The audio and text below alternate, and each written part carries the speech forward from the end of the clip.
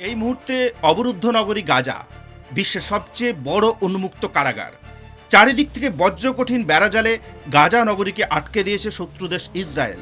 কিন্তু এই অবরুদ্ধ নগরীতেও তলে তলে শক্তিশালী হয়ে উঠেছে উগ্রপন্থী সংগঠন হামাস। এই পর্যন্ত গাজায় একাধিক মারণাস্ত্রের হামলা চালিয়েছে ইসরায়েল। মৃত্যু হয়েছে শত শত সাধারণ মানুষের। হামাসের গায়ে নাকি একটু আঁচ পর্যন্ত লাগেনি। এখান থেকে রহস্যের শুরু।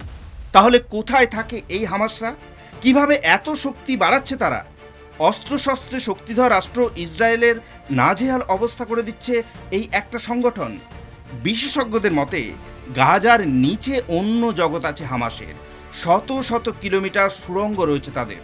এই সুড়ঙ্গ দিয়েই চলে সামরিক অস্ত্রশস্ত্রের লেনদেন। টানেলের দৈর্ঘ্য আন্দাজ করা কঠিন। ইসরায়েলের প্রতিরক্ষা বিশেষজ্ঞরা এই টানেলকে বলেন গাজা মেট্রো। প্রাথমিকভাবে মনে করা হয় সুড়ঙ্গপথটি লম্বায় প্রায় 41 কিলোমিটার আর প্রস্থে 10 কিলোমিটার।